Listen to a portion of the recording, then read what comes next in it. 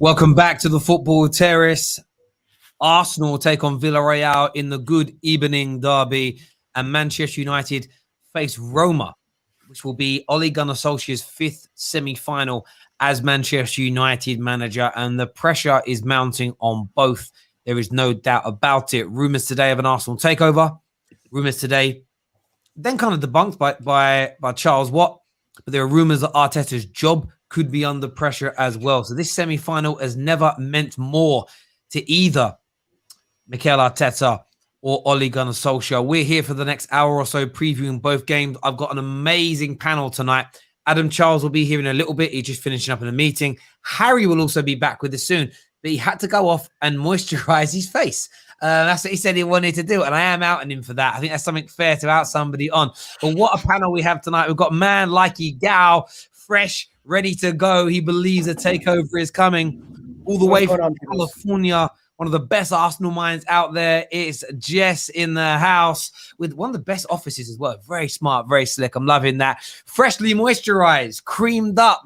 He said lubed up. He ain't lubed up, but here he is. It's Harry. Look at that. I mean, that is a stunning looking man. But when you look at the color of his hair and the color of his beard, all I can think is just for men. And finally, man like KJ in the house, big United fan, leader of the resistance, one of the original Glazer out members before it became fashionable, some would say. Welcome, good afternoon to each and every single one of you. How you all doing? Kicking it. Good. Feeling moisturized. I forgot about football for a couple of days after the whole Cronky thing. Oh, yeah. I mean, you've been buzzing all day about the Cronky news, haven't you? You think it's happening, don't you? You think you're selling? No, I think it's gonna take a long time for it to get done. But if it does get done, it'll probably get done like beginning of next year. Okay. About yourself, Jess. We spoke about it today. There's lots of rumors. Obviously, Daniel Eck has said that he's going to put a sizable bid in. He's got the money that he thinks will be enough to buy it. Do you have confidence in this, or where's your head at with this takeover bid? I have no confidence in it, to be honest. I'm about 90%. They're not selling 10% that this could be just some negotiating tactics by the Cronkies to make sure that they get an over the top bid from whoever's interested. That could be a possibility, but I would need to see a lot more. It's so convenient that, I mean, he's a younger type of owner or potential owner, billionaire, whatever. So he's more likable. Anything other than the Cronkies is likable, right? And he grabs Henry, Bergkamp, and Vieira. That's going to pull on the heartstrings of Arsenal fans because we're so desperate to be connected to our club. And he's saying all the right things. He wants to bring in fan ownership and all that kind of stuff. Sounds great, but I just can't buy into it until I see something else, But hey, I mean, if it came out to him actually buying the club, I mean, I wouldn't be upset over it. I just think we have to remember that he also has absolutely no experience in doing this. He's never owned a sports franchise, so let's not just assume he would be better. So yeah, that's kind of where I stand. 90% not happening, 10% maybe it could. Let's see what happens. Yeah, and I think that's fair. Us and the gents here spoke about it a little bit earlier on today, and I get why Arsenal fans would be excited. I get why there's sort of it's good news. He's going to be putting a bid in as an example, but whether or not that's even accepted is another matter. Viewers, we'd like your views and we'd like your opinions on that as well. Ahead of this big semi-final, though, some news this morning from Tancredi Palmari that Mikel Arteta was under pressure. Mikel Arteta, I couldn't say his name then, was under a little bit of pressure. Maybe, just maybe, his job was slightly on the line if there wasn't success in this tournament. This afternoon, by the way, Adam Charles is now here with us. How you doing, sir? I'm stressed, bro. I'm really, really stressed, but it's cool. I'm here now, so let's talk about Arsenal. As if that's not going to stress me out anymore. It shouldn't do. It shouldn't. It should all be good. News reports this afternoon have suggested that this isn't going to be the case, and Arteta will not be fired if he loses. If he loses in the Europa League semi-final or indeed in the final. Some of the actual quotes here from, I think it's Charles Watt says, I don't think he'll get sacked. That's what he said in his YouTube channel. I think Arsenal were bought into this project and will give Arteta at least another summer to see how next season goes if they don't win the Europa League. From your point of view, Igal, there was some rumors this morning that his job could be on the line. Where do you sit with this? Do you think his job is, do you think there's extra pressure on this semi-final because his job's on the line, or do you think this is just media talk and he's safe?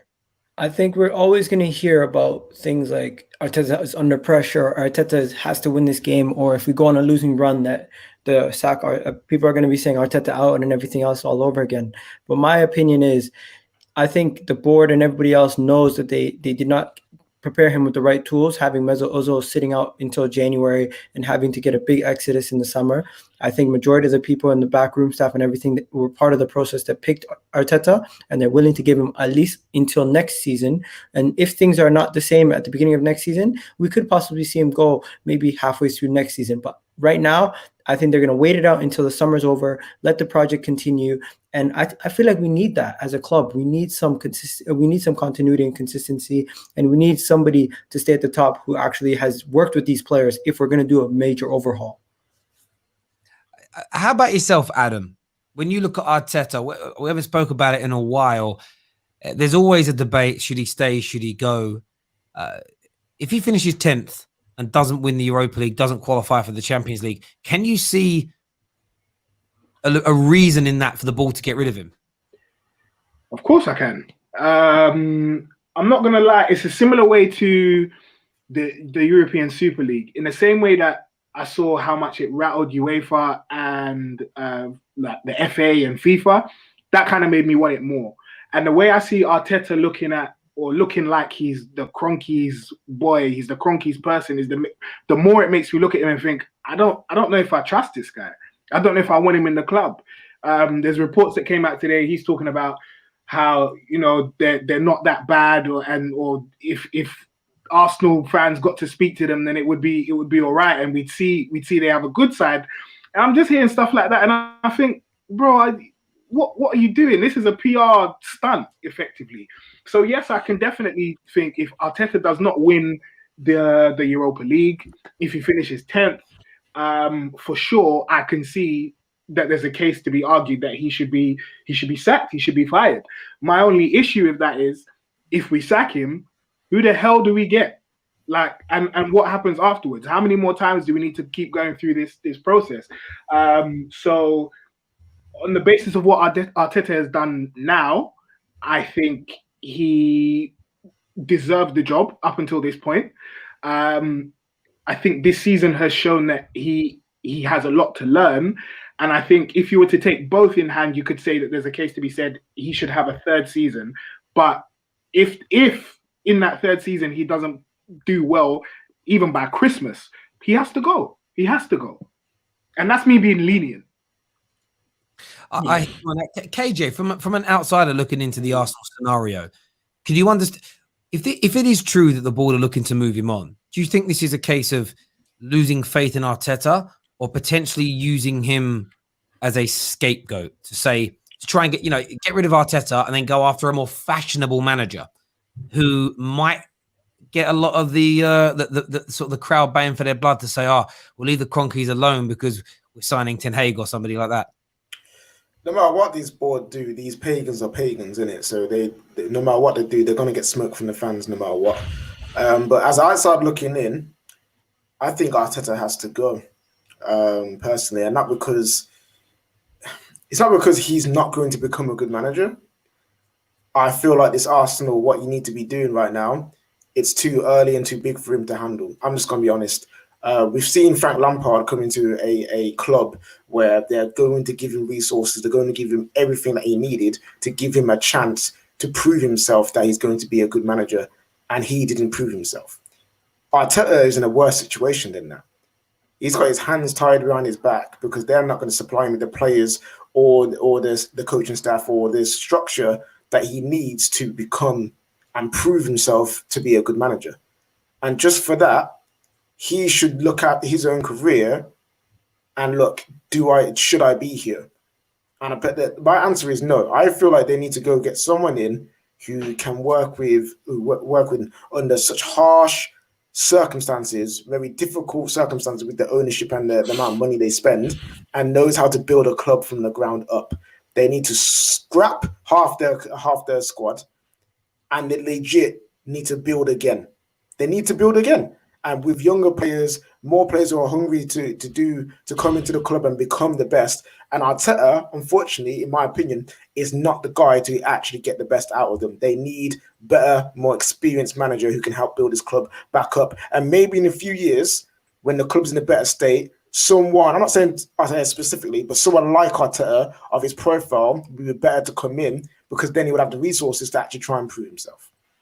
KJ, I want to rebuttal by saying one thing. Arteta is 3 games away from possibly winning a Europa League final. If he wins that Europa League final, even the people who wanted him out at that point have to concede that he may not be the guy who's going to win us league titles, but he's been able to pull off 2 absolute miracles by winning us, getting us into Europa League in the first place, and now getting us into the Europa League via and winning it by getting us into a Champions League. He's now gotten us 2 trophies. That would be, at that point, even the people who are the heaviest Arteta out guys are going to have to at least concede that he has achieved his short-term goal. I've seen Wigan produce miracles.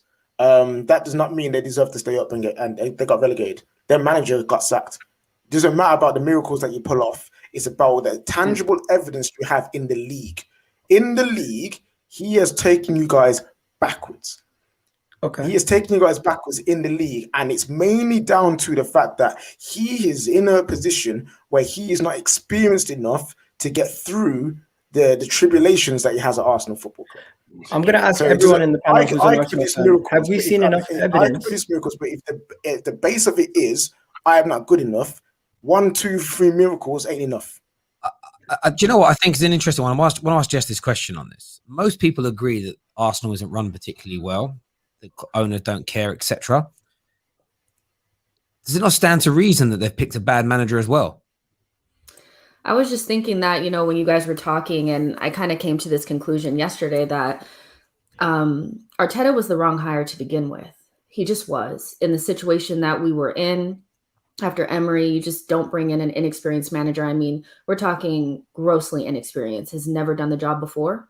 And that's not to say that Arteta doesn't have talent and he can't be a good coach. And I do think to a certain extent he's decent, but to bring in an experienced manager with he was never going to get the resources that were necessary for him to be successful.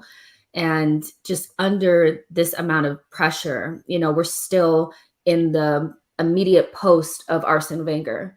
You have to bring in a certain type of character to kind of carry you through the shift from somebody who's an iconic manager on, especially when the club is on a serious downturn. So for me, although I like Arteta, and I think now that we're in the Arteta era, we need to give him more time and more resources. If I were to go back to who are we going to hire at this point after Emery, even before Emery, we should have hired a different manager. Both managers were bad choices. And the Kroenkes, for me, do not hire well. And that's one of my main issues with them. You can be absentee, but you need to get somebody to run your company correctly. So you have to look at Arteta and Edu and the people that they have brought in. Raul, all of these could potentially, we don't know for sure yet, but could potentially just be bad Kroenke signings or, hires. And it's looking that way with me for Arteta. I like Arteta, but, every manager should be under some sort of pressure. He should be under pressure as well. I have a hard time believing that they're just going to part ways with him, but I do agree that this may be some sort of, ploy for the fans to make them think that they're trying to be progressive and proactive and get a better manager in. Yeah. But do we trust them to even hire the right guy anyway? This is just another PR thing to me to say we're looking to put more pressure on Arteta. Now you're looking to put pressure on Arteta now that you have pressure on yourself. I don't trust any of it. I really don't.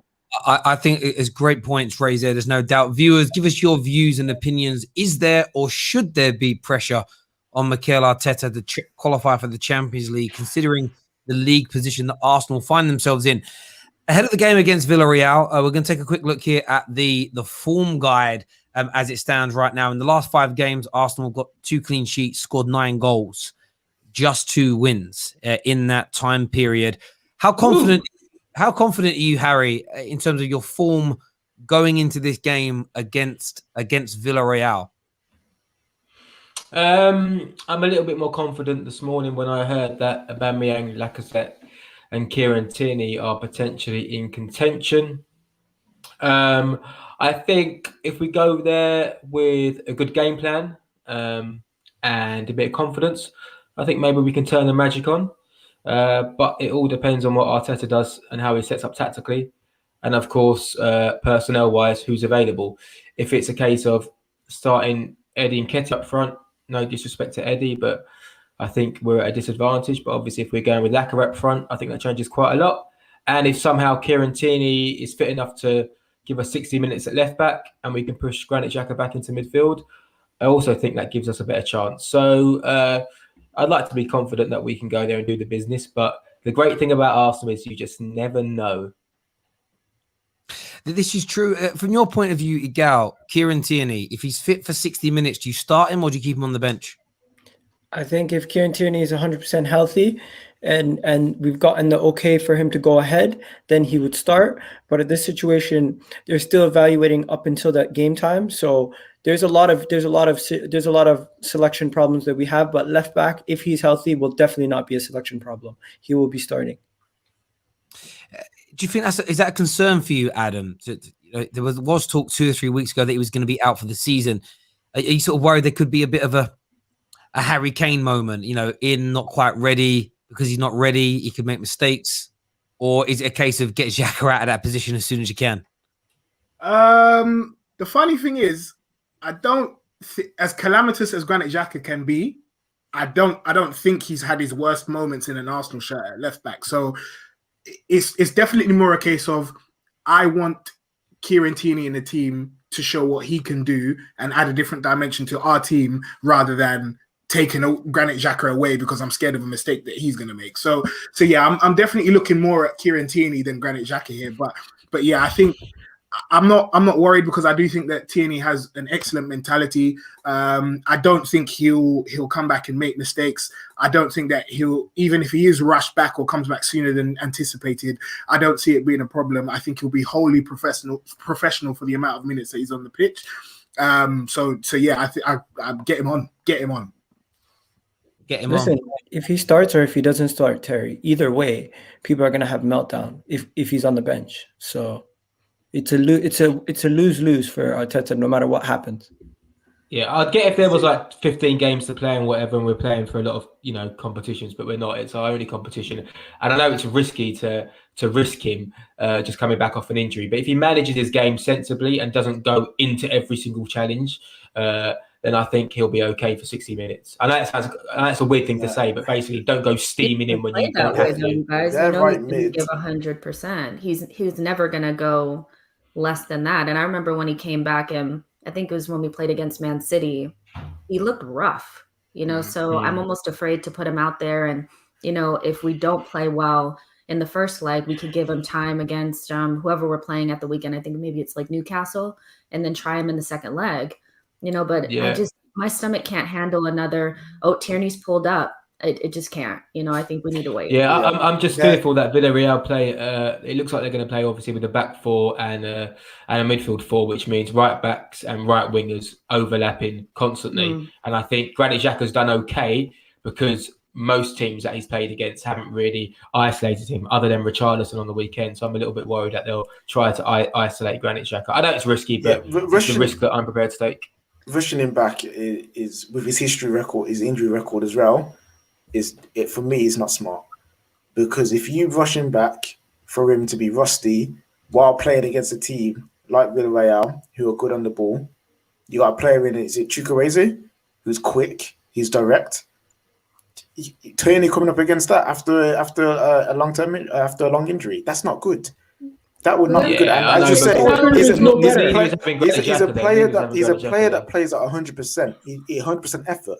So if he's going to overstretch himself, that's not going to be good for him either. And then he could damage his body even more for the sake, because when you need him for the second leg, he'll be out and you'll be upset. You know what I'm saying? It really depends on who plays left wing, though. If the person that plays left wing is able to support Granit a little bit more. I think that's what immediately makes me think Pepe can't play there. It has to be Emile Smith-Rowe because he doesn't shirk his defensive duties. So I think it's almost worth it to do the Granit Xhaka thing because I just looking at Cedric, I'm like, yeah, that doesn't fill me with any confidence either. So I would just go with Emile Smith-Rowe on that left-hand side and see what happens. But Kieran Tierney, David Luiz as well. Let's just wait, because if we need them for that second leg at home, because we're horrendous at home, I would rather them be a little bit further along in their, their recovery than like right now. Listen, there's one thing you guys are forgetting. We have to be ruthless at this point because it's win or go home every single game for me.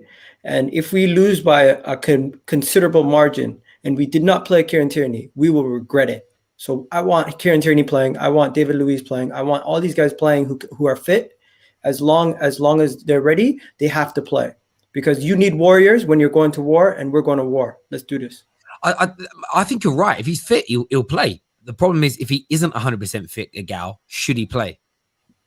Even if he's not 100% fit, if he is 100% fit, Granit Xhaka at left back or 60% fit, Kieran Tierney at left back, I'm still going with Kieran Tierney 60% because he's going to offer us more going forward and defensively than Granit Xhaka.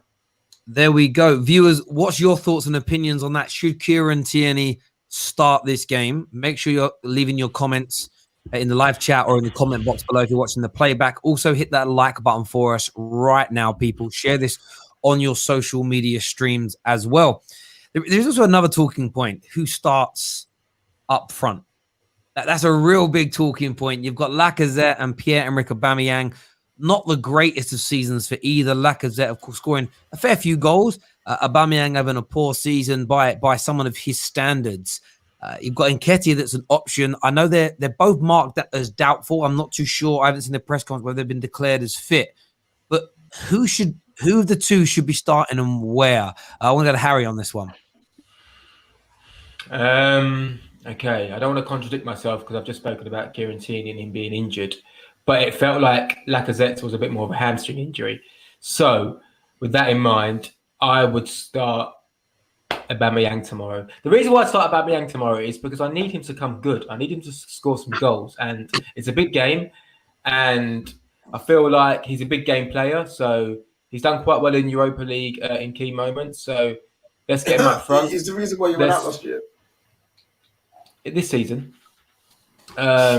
So let's get him up front and let's get him scoring some goals. And the reason why we went out last year was Bernd Leno and David Luiz not marking and dealing with the free kick. But anyway, yeah, let's get Aubameyang up front, scoring goals, back to himself, get him smiling again. He's got his old hair again. He's looking good. He's looking healthy. He's recovered from malaria. He's got a lovely, beautiful smile. Let's get him scoring goals and bring home the Europa League, and we can all be happy.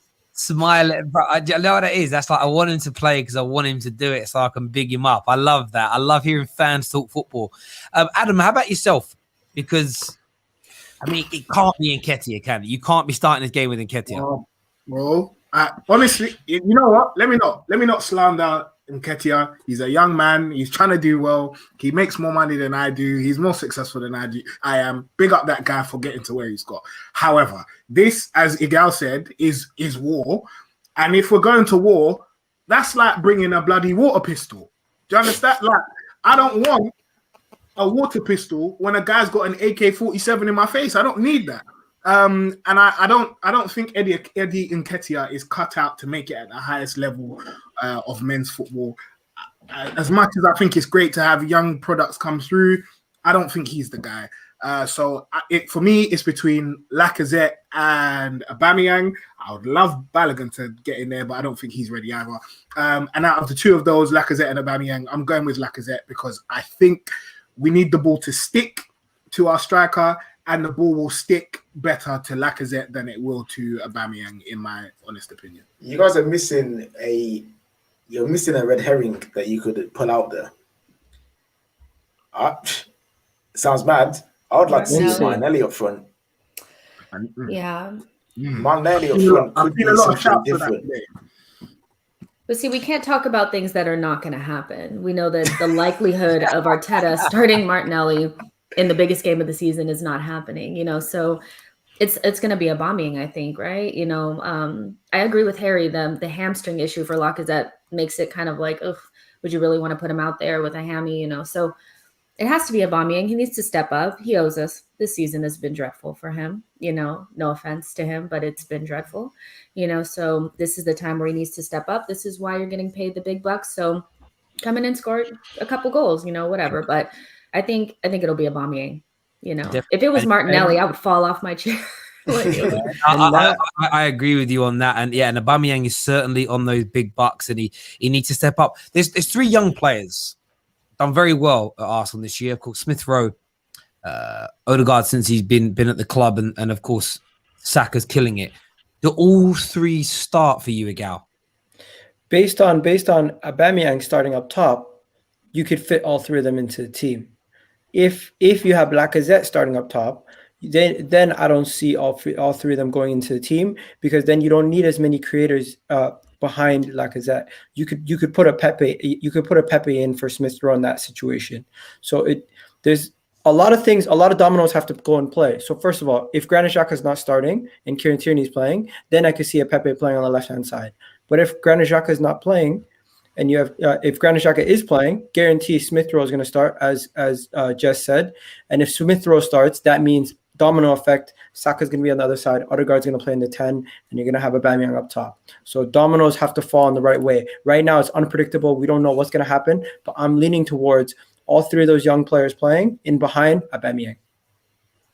There we go. We're going to do predictions for this game. We're going to move on and talk Manchester United versus Roma.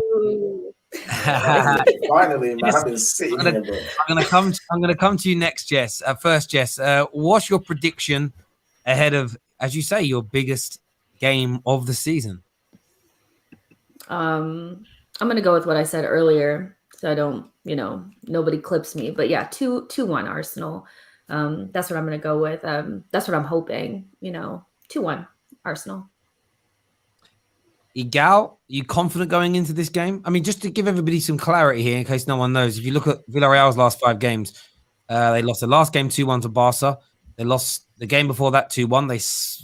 They smashed Levante 5-1. They beat Zagreb 2-1, but they lost to Osasuna? Osasuna, yeah. That's the ones. They lost them 2-1. So they've lost 1, 2. They've lost quite a few. They lost 3 of their last 5 games. They've conceded in every game as well. So, Igal, where are you putting them? How's this going to go? I feel like we're going to shock the world, and I feel like Emery and everything going on, we're just gonna have the momentum going in from the last game, and somehow we're gonna get ourselves ahead early with 2 goals. They're gonna put pressure on us. We're gonna get a 3rd goal. We're gonna be sloppy, concede 1 goal from a defensive mistake, and end up winning the game 3-1. That's what I'm going for. That's just purely heart. That is not logic at all. It's just heart. But what if it's raining? I'm just going to say that. Just going to say that, man. I had it queued up for my next bit. Game changer. But for now, 3-1. That's what I'm going for. 3-1, Harry. Okay, so I think we're going to win. And I think we're going to win 3-0. 3-0? Yeah, I'm going 3-0. All I've got left is confidence. That's all I've got. All I've got left is confidence. So I'm going to say 3-0. Adam, what do you want me to say? What do you want to be realistic, negative? I mean, I'm just going to... By the way, I feel like we're Emery's kryptonite. You're going to be Emery's kryptonite?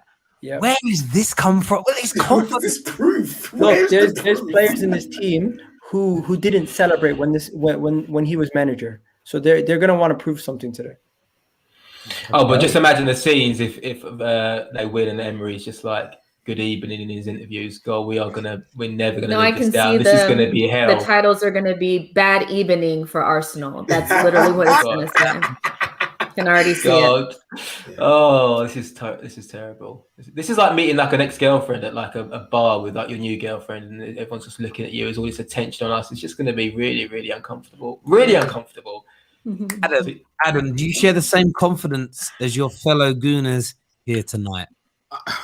Partly. I've been keeping a close eye on Villarreal, and I've been watching them for the majority of their Europa League campaign, and they're not good. They are really, really not good. I know Arsenal are bad, but we're better than them, and we should be beating this team. However, I think Harry alluded to it earlier. Arsenal can surprise you. Arsenal can be fantastic and win 4-0 to beat racism and kick it out of football.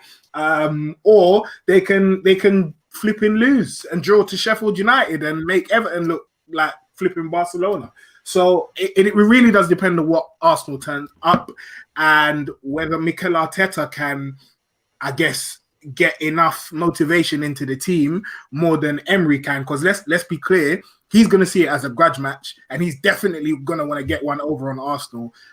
So as long as Mikel Arteta can gas the players up to make sure that they are on it more than Villarreal's players, then I think we should win. But I'll say 2-1. 2-1. KJ, where's your head at with this?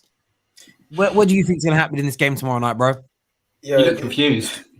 Yeah, I am, because 3-0s, 3-1s. I don't know where you man are coming from, but hey, if it's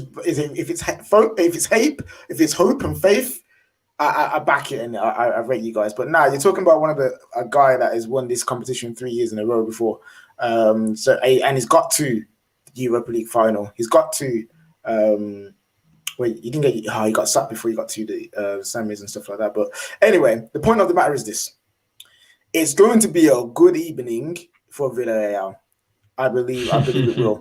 I'm saying that they're bad or they're not that great. I get that. But when you look at Arsenal's Champions League, you wish it was Champions League. When I look at the Europa League performances of Arsenal, do you, bro. So do you. Yeah. Listen, we're going to be back next year. Don't worry about that. When I look at Arsenal's performances over the Europa League campaign during the knockout stages, it hasn't been great. There's been, yes, you slapped up Slavia Prague and big up the man then, but other than that, you struggled against them in the first leg, struggled against Benfica. I know it's just not been that clean for Arsenal in the knockout stages. I'm actually surprised that you're saying that. We haven't been like perfection, but we actually haven't struggled that much in this competition. It was over. It was over already. Yeah, it may have been over, but you man still couldn't keep a clean sheet against his man. So that means that means that you're dead if you don't keep the clean sheet. No. I'm not saying that. I didn't say he's dead. I just said your performances weren't great. I just don't. You watch our games? Yes, I have a hard time believing that you watch anything other than. Listen, I watch these games. Listen, Jess, I understand you're man, but relax yourself for 2 seconds. Yeah, you guys weren't that. In my opinion, you guys have not been that great in the Europa League. You've had a good one leg in both ties, and that's really about it. You've had times where you've struggled, and teams could have beat you a lot easier as well. I think Villarreal are going to win this game. I think Villarreal are going to win this game. There's a lot riding on it for Emery, and he wanted this from the start of the Europa League campaign. He said, "I want Arsenal." But the moment my man said that, you know he's going to come with some kind of fire.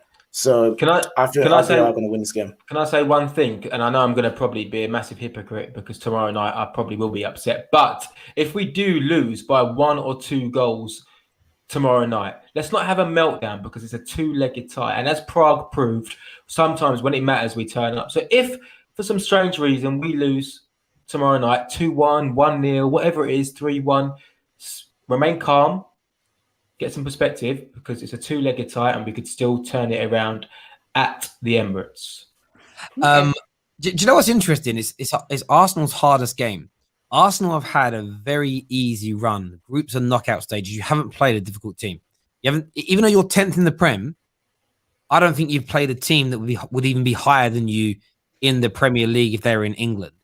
That isn't an attack, but it's the unknown. At Man United, we had to play AC Milan. We had to play Real Sociedad. Both when we were drawn against both those teams, people said we were getting knocked out. Every draw you've had, especially in the knockout stages, everybody's gone, "Oh, that's an easy one." We did all the live draws on air, and every Arsenal fan on with us celebrated.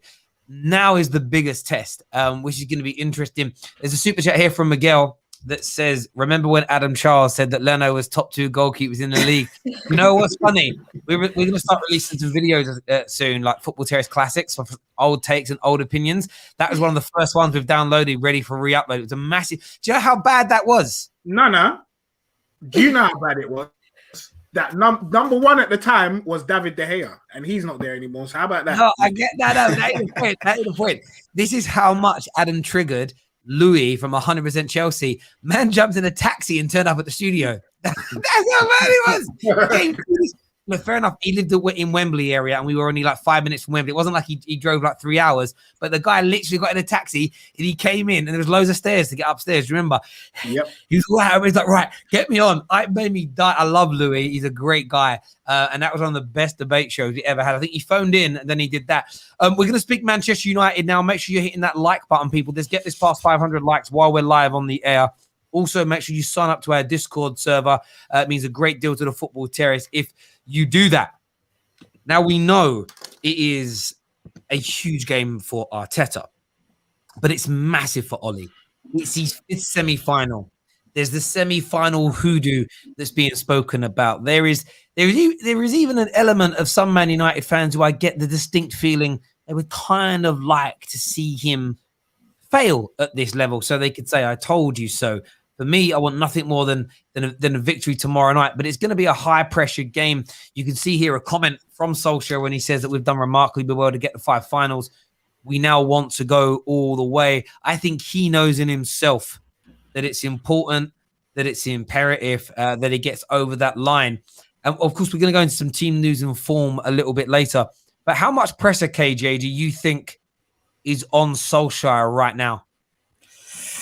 Not as much as it was before. I think earlier on in the competition, with our league form is up and down, there's a lot of people calling for his head to be gone. Now that it looks like second place is secured, the pressure is eased just a little bit. He still needs to go in and at least get to the final, at least. I've said this before and I say it again, he needs this more than Arteta does.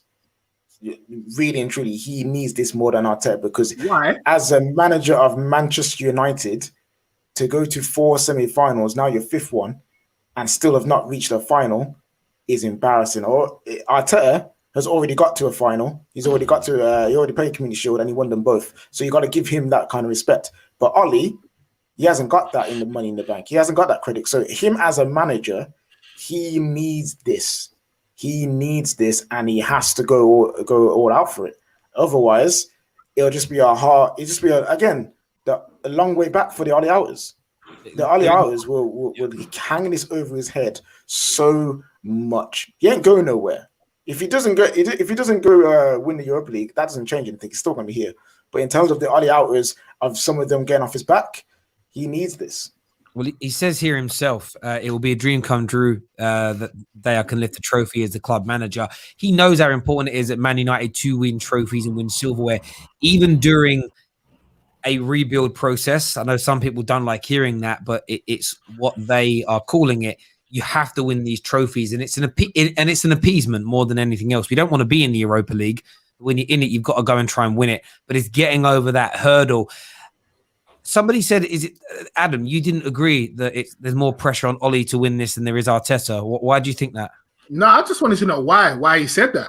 I'm not sure if I agree or disagree. I just wanted to know KJ's reasoning. But yeah, go on. I didn't even say there's more pressure. I didn't even say I think there's more pressure on Oli. I said he needs it more. Like as in like I feel like in terms of desire to prove himself. Fair. He needs this because he's been a man. Let's not forget he's been a manager way longer than Arteta. Fair. He's been in the Norwegian league, and yes, he's won the Norwegian Cup and the Norwegian league, but that is still not enough for people to give him a chance and give him time. So, if he at the top echelon, he needs to have something to show that his doubters that there's something there. So for me personally, he just needs it that much. He needs it a lot. He needs it a lot.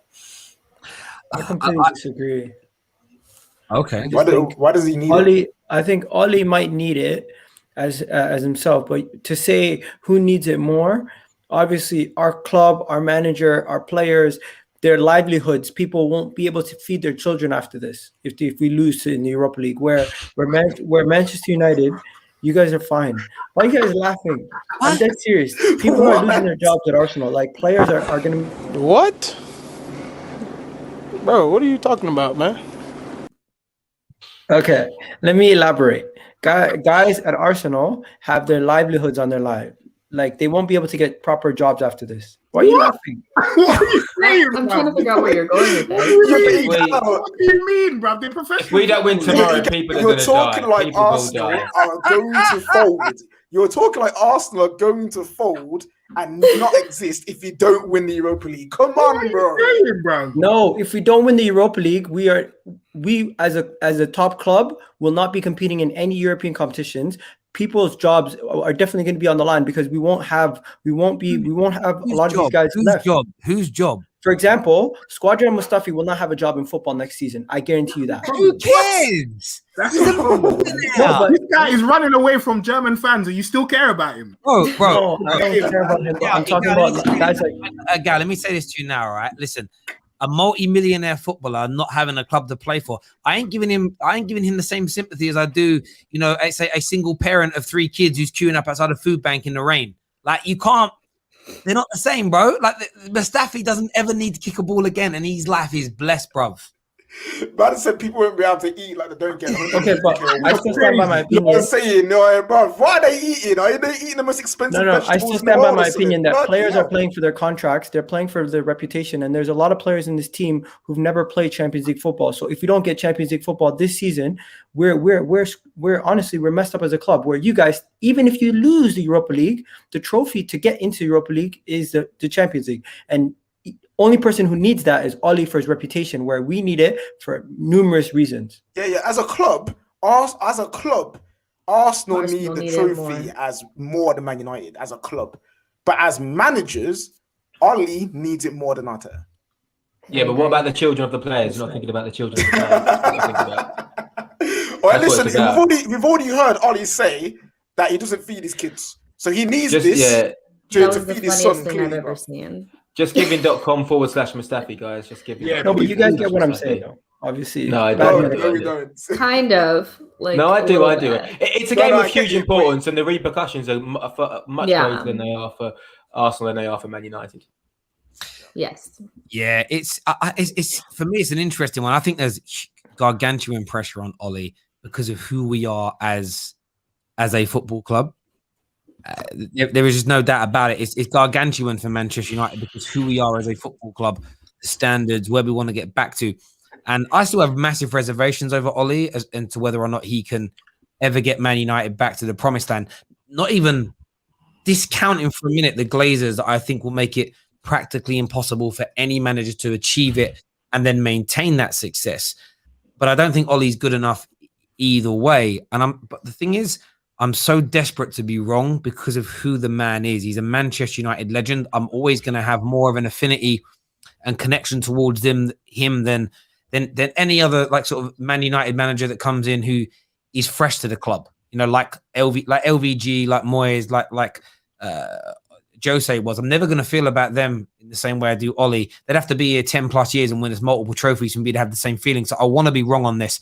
And I think he knows it as well. That's my biggest fear going into this game, though, that he feels the pressure, his players feel the pressure, and it becomes they play the occasion rather than the game. We are better than Roma as a football team. There is no shadow of that. We've got better players. I would argue we've even got a better manager, if I'm being honest with you. I think we've got a better manager, better players, better squads throughout. We should be beating them. But we've said that in so many semi-finals. We've said that in so many clutch games, and Man United invariably let us down. And that's I got that fear in my gut. I got that problem down there that I just feel like we may not be able to get over the line because of that. The one saving grace we have is that it's a two-legged tie. That Sevilla game, if we played that game twice, I reckon we win over 2 legs against Sevilla last year. It was a one-legged tie. We didn't finish our dinner, and that's why we ended up going out.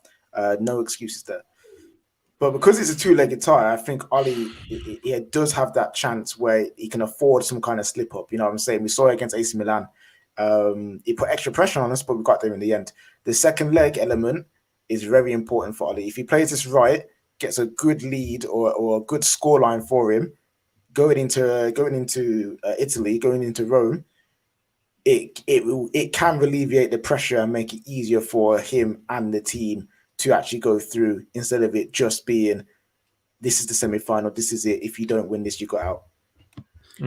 Terry, what you said earlier about Ole Gunnar Solskjaer losing 4 or 5 semi-finals, I suppose for him as well, it's about dispelling that narrative that he's a bottle job. And the same reason why Liverpool struggled to win the league for so many years, the same reason why Spurs are always struggling to overcome that final hurdle is you can, sorry to talk about weather again, but you can feel that stormy cloud over your shoulders. You can feel it. And Ole Gunnar Solskjaer will know that pressure, that if he loses this semi-final, it's all going to happen again. And then it becomes a huge psychological block for him. So it's a massive game for your manager as well, mentally, to overcome that semi-final obstacle.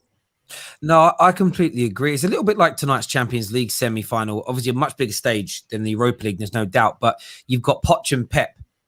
Pep is looked at as a bottle job or more so an underachieving manager in the Champions League since he left Barcelona. And you've got Poch, who is looked at as the ultimate. If you search the word bottle job, his face is next to it. They're both desperate to make the final to help alleviate that pressure and to say, if whoever goes out tonight, the other one's getting they're getting pelters for it again. Like it's set up, it's the perfect narrative. And I think for Man United and for Arsenal and there's that element again. If you can get past that semi and get into the final, that's off. That's off your back. That's off your shoulders. You can then push on to that next level as well. Knowing we can handle it. That's the big one for me. And let's not forget, it's not like this Man United team have never won this competition before. It's not like this Man United team haven't won trophies before. Most of these guys have either won with Man United or have won something in their careers. So as a playing squad, we can't even be like, they're not experienced, they haven't won anything. It's not like that. These men have got the quality, the ability to go through it. For me personally, Oli is now down to you, because you've got a World Cup winner. You've got multiple League One winner in Cavani in there as well. You've got so many different winners of competitions in that team. Marcus Rashford, Martial were both in that team that won the Europa League and the Carabao Cup. So we have won things here as players. It's now down to Ali to show that he can win things as a manager. I agree with you on that. In terms of the lineup, we're looking at the attacking options. We kind of know that Man United's defense, Man United's midfield is pretty much going to, just full disclosure, Man United fans, Fred and McTominay are highly likely to start. I beg not. Deal with it. Fred starting that game. It's happening. It's not even worth debating. I love that name. He's going to play on one of the wide. He's going to play wide left. It's pretty much a wide left or wide right. That's where Pogba's going to play in this game. So there's two other options available. There's the right-hand side of the attack, and there is a centre forward. And the big question is, who fills that void? We know Martial's out. You've got Cavani, Greenwood, Rashford, Dan James. I'm going to go to Jesh first on this one. Who do you think Oli should hedge his bets on and go with? It's obvious. Dan James, isn't it? The obvious choice here for me. No, I think you got to put your best players out there. Is Rashford still dealing with any back problems or anything? Is he still being... His foot is hit and miss. You got to play Rashford, though. I think, he's one of your best players, and he steps up in big games. So Rashford is somebody I would pick anybody but Dan James, to be honest. I just don't think he's clinical enough, and you need your best players out there. Greenwood is good. He's coming into form. Maybe pick him. So anybody but Dan James. But as an Arsenal fan, if I saw Dan James, I'd be like, rah, rah, yeah. But yeah. So I hear you. What about yourself? I disagree with your lineup ideas. Like, who? We could see Terry. Jess is like, could what? see Me? something different. No. We could see something different. In this game, Eric Bayer's signed his new contract. That's out of the way. He's fit. He's ready to go. We probably will play a high line against Roma because they'll be sitting back and hitting us on the counter. Eric Bayer is a shoo-in. I think everybody must start this game. In the midfield, again, we're gonna need a bit of energy and recovery pace for one of the DMs. So I think we play Fred, and then going forward, put Paul Pogba in there, and then have Bruno in the mid in the 10, Rashford, Greenwood, Cavani. To me, that is the lineup that needs to happen. And I agree to a degree in the sense. Well, no, I agree with pretty much everyone you put in that team. The issue you've got is not about what I want. It's I cannot see, again, it's the biggest game of our season in terms of trophies that we can win. He's picking McFred. He always does. The Bailly thing, the Bailly one's going to be really interesting because he spoke about him in the press conference, which is kind of obvious because he just signed a new deal. I wonder if he wasn't playing him because Bailly wasn't committing to a new deal. It'd be interesting if he just starts playing with Eric Bailly week in, week out now. It'd be like, that was why. Yeah. That makes a little bit more sense now. But I agree. I think Danny Devil in the details says that Pogba is going to play. I don't know where that comment's gone. He says Pogba on the left is going to happen. I kind of agree, and it's not so much. I think he's done quite well out there, Paul Pogba. To be fair, I mean, especially in Europe, it's going to be an interesting one. I'd love to see Bay at the back. I feel so much more comfortable and confident if he was at the back with cover in behind. How about yourself, Adam? Who would, if you're Ollie, what attacking group are you going with? For me, the only two positions that are up for debate are the the right slot and the striker slot. Because I think Pogba plays better. I think we've seen Pogba's best form at United, arguably, coming from that left, because we know that he's better at like garnishing games with his brilliance rather than dominating games, and that's what people are starting to say. But I think you lot are going to need a goal, and you know your striker that's going to get you a goal is Cavani. So play Cavani, like just not be stupid. And I think depending on Roma's left back, which I think is either Kolarov or Emerson. I don't know. I can't remember who it is. Emerson's still at Chelsea. Is he? I thought he went on loan. I think Kolorov's at Inter as well. I'll check it now. It's definitely Kolarov is one of them. Kolarov meant to Inter. Kolarov at Inter. Kolarov. The Italian league is so incestuous. I don't even know. Oh, left back? Yeah. Fazio? Somebody named Fazio? Federico Fazio. Well, they play Very three good at player, the back. Fazio. Yeah, They play three at the back. Three at the back. So they'll have Perez, wing B. Perez. Ugh, I don't even know. Yeah, Perez, he's a right wing back. He's a right wing back. Okay. In that case, I probably end up going with Greenwood. I can't or Gunwood. So no Rashford in the starting lineup, bro. I'm not gonna lie to you, Gunwood. What is this Gunwood? Greenwood. What is this? Get that guy in the team. Mate. Get him to do those little hot step overs that he does. Honestly, that guy, fantastic player. And I think the way you should approach the game would suit him more. And would lend itself to you guys winning more than Rashford would, in my opinion. But I understand that Rashford is Rashford, and he's probably still going to play anyway. So yeah. It's set up well for you guys to play your game, yeah? You know, Roma likes to have possession. That's their thing. That's why Mickey said that he liked being at Roma, was because they actually had possession. Yeah. So I think it's nicely set up for you guys to play on the counter, kick it over the top to whoever's running onto it. Well, we're at home, though. That's the only thing I was saying. This is Europe as well.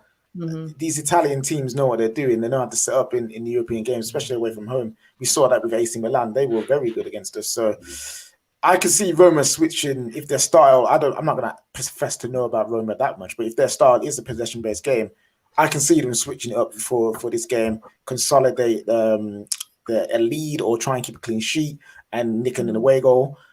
So yeah, it's going to be difficult. If they choose to do a low block, we have to be on point.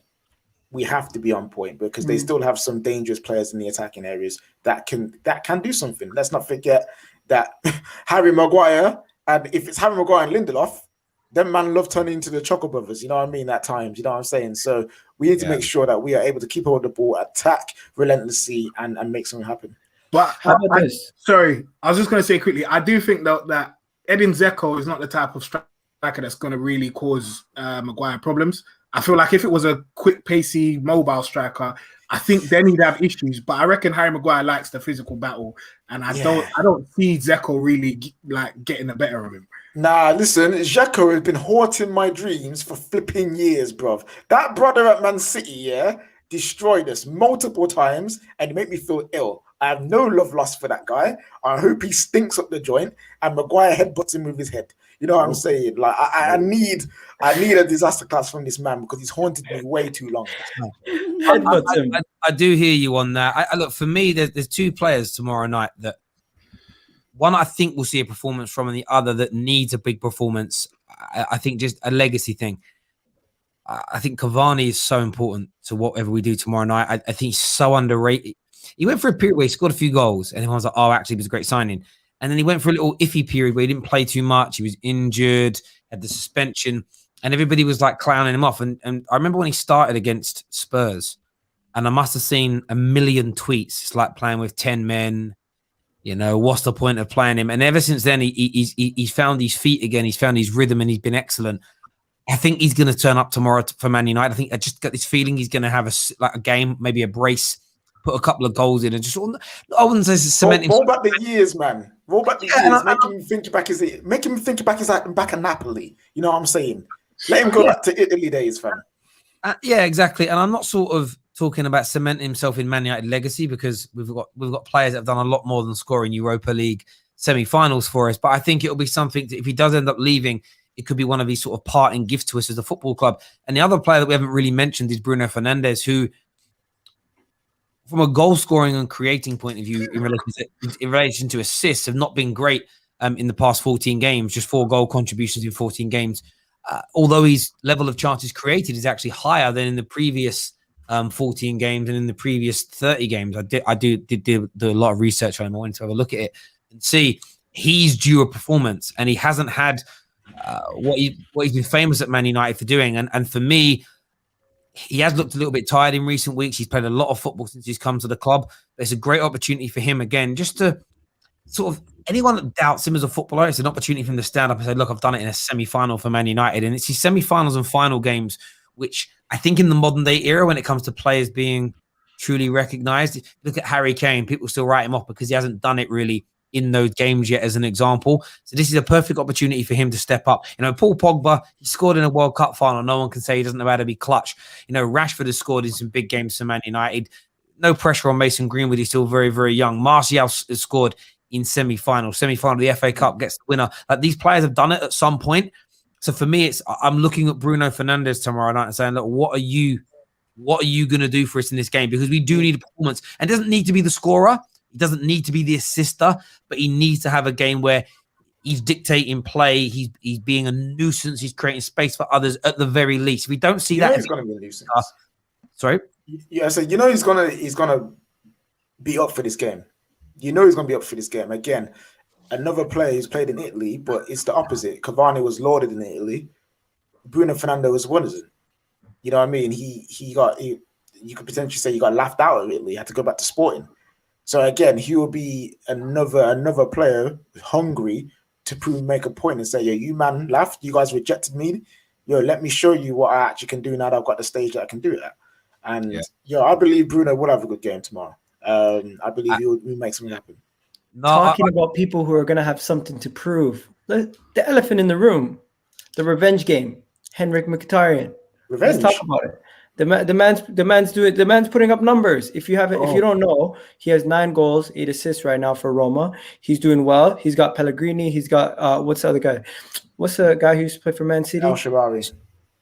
Yeah, there you go. So they got a lot of options, and I would say when you look at their attack is they spread around the goals. Manchester United is a team who usually, when they're defending, you don't do well against teams that can spread around their goals against with a lot of different players in the front line. So I feel like this team would be set up better than the remaining teams from Arsenal, Villarreal, or Roma. This is the one team that could get a lot of goals on you early, and this could be a high-scoring game, I think. So don't underestimate them, because we haven't spoken about them much. And I just need to mention the fact that Henrik Mkhitaryan did score against you his first game with Arsenal. But yes, we ended up losing the game 2-1, but he did score against you his first time back. He could score again. He's had his vengeance, bro. He's had his vengeance. That happened when he scored against us and you lost. Like, his vengeance now is for you, man. You know what I'm saying? He's got vengeance for Well, you, I man. hope that That's doesn't come what's this next, season bro. because that means we're out. There's a lot of side stories in this, and they've got And they've Chris got Smalling as well. Chris Smalling. Boy, don't forget big up, about hey, Chris listen. Smalling. well, If Smalling, Chris- Lampard, as long as it ain't Mike. Yeah, exactly. As long as it's not Mike Smalling, we're in a good position. But there are a number of players out there that we've seen before. You've got quite a few of these. When we start looking at the squad, Dzeko we know quite well. Mkhitaryan we know well. Pedro we know well. Is that for Federico? Yeah, Frederico, He's he was at Tottenham, wasn't he? Yep. Was it Yeah, Newcastle? yeah. I swear. Yeah. So there's a lot of these players who I think are going to look at this and think,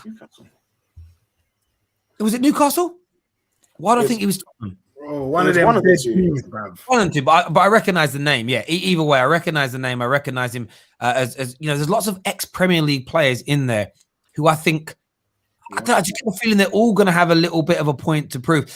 No, it was Tottenham. Tottenham he played for. You know, 2 he was years. Spurs. I don't know who am I thinking? There was an Argentinian. I might think of Colaccini or someone like that. Yeah, Well, you're Morelos, thinking of you're that thinking guy of. that had the hair like Puyol, bro. I'm sure. Yeah, I think it's Colaccini. Yeah. So for me, there's loads of little side stories in this, as you say. People that want to get their own back. The English public will be watching. They all think, and most of the players that have left, probably barring Dzeko, left with a bit of a you weren't good enough. You weren't good enough to be here. And they know that the Britain's watching. If they were playing against Villarreal, it'd be different. But because they know the British press is there, the British TV cameras are there, the British fans are there, who, when I say British fans, I mean people that consume British football, English football. There's that bit between the teeth. There's that element of, right, let's go out there and do something. Let's go out there and make ourselves be heard. And you always have to guard against that. But at the same time, you've got to hope they overstretch, they overreach, they leave their jaw a little open, as it were. Am I scared of Roma? No. But I respect them, of course. Like on their day, of course they can beat Manchester United. We've been beaten in the last year or so. Seems like Burnley and Sheffield United have beaten us when we haven't been good enough. So of course Roma can do it, but we should be. And this is one of those games again where I just look at it and say we should be winning. This isn't a semi-final against PSG where losing isn't actually embarrassing. It isn't like playing Chelsea or Real Madrid where losing isn't embarrassing. This is one of those games where if we get beat, the same as Arsenal's, with clubs our size, the valuations of our squads, the wage bills, etc., we shouldn't be losing to Romas and Villarreals, especially over two legs. We just shouldn't be doing that, like in a cold light of day for me. So, yeah, I'm confident about the game, but that actually makes me really nervous because I should be confident because of who we are compared to them. But that makes me nervous because I feel like that's where the sting in the tower is. You know, that's where it comes in and could bite us in the backside, as it were. The Man City team news is out. Edison, Walker, Diaz, Stones, Cancelo does start. Rodri, Gundogan, Bernardo Silva, Mahrez, Foden, KDB, Raheem Sterling. KDB, false nine. Yeah. Oh, wait, now what's that? Sorry, Tay. Raheem Sterling's getting benched, but can we just highlight the young man Foden starting against PSG in a semi-final of the Champions League? All right, I love that. I absolutely love that. Local lad as well from Manchester. All right, big up Phil Foden, man. He's doing amazing things this season. Yeah, it's great to see, and it's going to be such an entertaining game tonight. Paris Saint-Germain starting lineup is here. Mbappe is playing, according to who scored, they've got it as a 4-2-3-1. Verratti in more of a 10 role with Neymar on the right, Neymar left, Di Maria right, and Mbappe through the center. Makes sense. It's such an interesting. The game is literally so finely poised. I'm chomping at the bits. Remember, we'll be live at full time, both here on the Football Terrace and on Give Me Sports Facebook page as well. So make sure you're tuning in. I'm sure that reaction show tonight is going to be absolutely amazing. Predictions though for the Man United game. I'm going to go to KJ first. What's the score going to be tomorrow night, sir? You know what? Yeah, I'm gonna believe in my team. I back them. Roma haven't been in good form either. They've only won one of their last 5 league games, so they've lost their recent game as well. I believe we can win 3-1. I feel like we can blitz them and get the goals in early and make it easier for us in next week in Italy. Igal? I think it's going to be a high-scoring game. It's going to go 3-2. Manchester United's going to squeak it by at the end. Yes. Oh, wait. Let me get my chips. 2 seconds. I know Jess going to bring the salt. I really want to be salty. I do. I want to. I was about to say like 2-1 Roma, but if you guys don't come out of there with at least 3 goals, 3-1 maybe, I'd be shocked. I think you guys will run them over. So 3-1 Man United, unfortunately. That hurts. I hear you on that. I was about to say, KJ, please don't talk about chips or food. Remember, from tomorrow, potentially some Arsenal players could be starving, so no talk of food. You can't do that. No talking of food or the weather. No food. Oh, sorry, Igal. How insensitive of me. I should refrain myself. Ari, what's your prediction for the United game? Talking of food, Terry, what are you sucking out of interest? What's in your mouth? It's a vocal zone suite. My voice box is in bits. Oh, nice. Sorry to hear that. I will say Manchester United 2-1. Romeo done. Yes. Wow. Bit of so solid crew for the young there. No, yes, brother, dude. Adam, what you going with, mate? 2-0 United, man. Easy. Roma are dead. 2-0 United. I'm going with 2. I'm not saying Roma are dead as a United fan, but I'm saying 2-0 Man United as well. Cavani brace, 2 assists from Pogba, assist from Bruno, and that's us then in the final. We can sit back, enjoy the rest of the, enjoy the rest of the season. Listen, that's all I want. Tomorrow, all I want is a good lead to take it to Italy, to take to their place, so I can relax and watch that game. The good thing about Man United in Europa League this season, except the AC Milan game, is that both first legs, we got the job done. And we could literally just sit back, relax, and be like, all right, cool. It's going to be very hard for them to come back. And the AC Milan game, we made it harder for ourselves at the end, but then we got through that again. So it's just like, I'm very happy with what I've seen from my team in the Europa League. So yeah, man, I'm looking forward to this game. Yeah, me too. Go on to go. Terry, remember I said to you, if you guys haven't already seen the BT Sport adverts, they're ready for us to go meet in the final to square off. They're basically saying Roma and what do you call it, Villarreal are nothing to be spoken about. Manchester United's already won it once. Arteta's won the FA Cup. He can do it again. I think it's destiny. We're gonna meet each other in the final. I don't want it. Neither do I. Listen. Adam, I'm with you, bro. I'm with you. I can't be dealing with the social media. We're gonna hold those talks until we know who's in the final, because I ain't tempting any fate for my football club. But that'll be one. I think if that happens, we've got to be hard. It's going to be hard for Jess, to be fair, but we've got to try and meet face to face to do a preview. I think that would be the way we've got to do that. And we'll book Jess's tickets. Internet derby. Let's do it. Twitter derby. I had the money. Listen, we won't actually have to book the tickets. We wouldn't actually have to book the tickets. We just have to do a GoFundMe with our community, and they will happily pay for Jess to come to the UK and that. You know what I'm saying? I see them in the comments. There's a lot of people at the airport waiting. A lot of people. Yeah. It's like holding signs. They have signs. Get out of the way, bruv. Get out of the way. She's coming in working. Get out of the way. So, anyways. Yeah, listen, everyone that's tuned in this afternoon, thank you. Please hit that like button. Please share and subscribe to the Football Terrace. We're back live after Paris Saint-Germain versus Man City in a few hours' time. Until then, take care. Goodbye. God bless. And we'll see you all again